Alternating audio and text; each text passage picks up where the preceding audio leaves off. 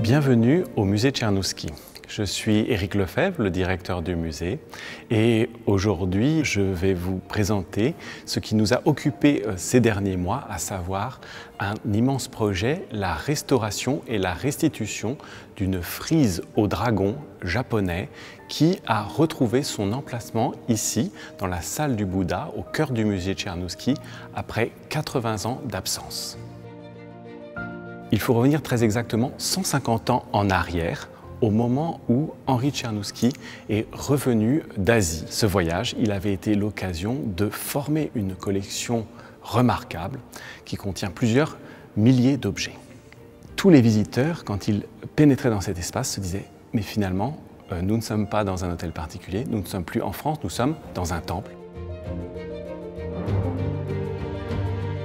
Il y a une certaine logique, c'est-à-dire si vous étiez à l'intérieur d'un temple, eh bien vous pourriez voir dans le même édifice et de manière assez proche le Bouddha de Meguro avec cette frise qu'on observerait légèrement devant, qui correspond, on va dire, à la taille du bâtiment qui devait héberger le Meguro.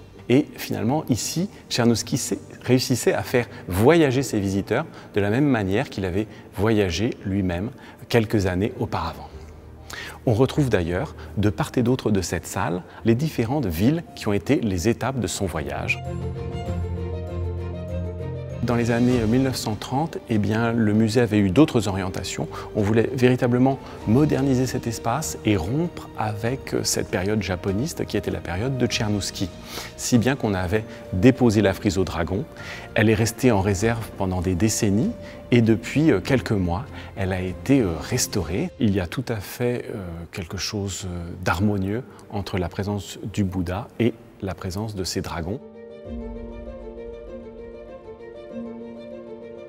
Ces trois dragons représenteraient en quelque sorte les trois âges, c'est-à-dire le patriarche, le dragon moustachu, donc sans doute un dragon mâle, le deuxième une femelle dragon beaucoup plus jeune, et puis son petit. Donc les trois âges de la vie, voilà, une espèce de recherche d'osmose, on va dire. Mais sa fonction, elle est exactement elle est à l'image en fait de l'iconographie, c'est-à-dire les gens venaient regarder cette frise, donc cette frise sculptée, pour y déposer leurs vœux. Et les vœux pouvaient être déposés par toutes les générations, et les vœux, bien sûr, c'est des vœux de prospérité, des vœux de bonne entente familiale, de longue vie et des choses de bon augure en fait. Ici, nous avons quelque chose qui est aussi très classique dans la représentation du dragon, c'est qu'il y a une boule qui est surmontée de flammes et ce joyau, c'est aussi la perle de la connaissance, la perle de la sagesse.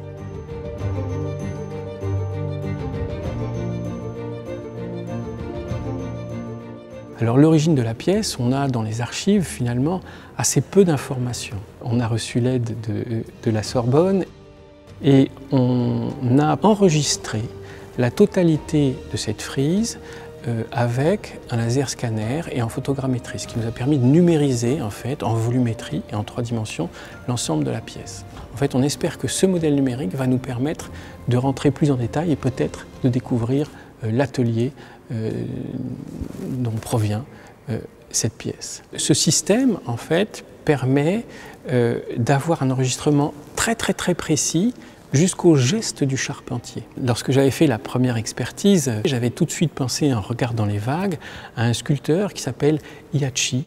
Hiachi commence à faire ça quand il a 40 ans, donc dans les années 1790. Donc là aussi, on est dans cette même période. Et puis finalement, en concertation avec mes collègues japonais, ils m'ont dit que non, c'était impossible parce que Hiachi sculpte des nuages, des vagues, mais jamais la pluie ou le vent. Et là, on voit que toute cette frise, en fait, est traversée par des diagonales qui représentent la pluie. Donc Hiachi va représenter les éclairs, mais jamais la pluie. Donc on peut, comme ça, interpréter à partir des éléments esthétiques, on peut dire que voilà, cette frise a été réalisée a priori après les années 1800, 1805, 1810.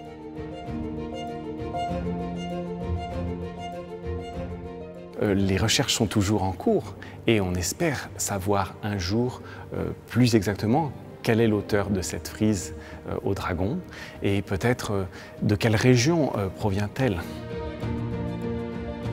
En octobre prochain, nous allons célébrer le 150e anniversaire du retour de Tchernouski par une très grande exposition qui s'appelle justement Retour d'Asie. Et les visiteurs sont invités non seulement à découvrir tout un ensemble d'objets dans nos salles d'exposition temporaires, mais ils sont aussi conviés à venir ici dans les salles pour voir comment cette collection elle continue à insuffler une énergie au musée.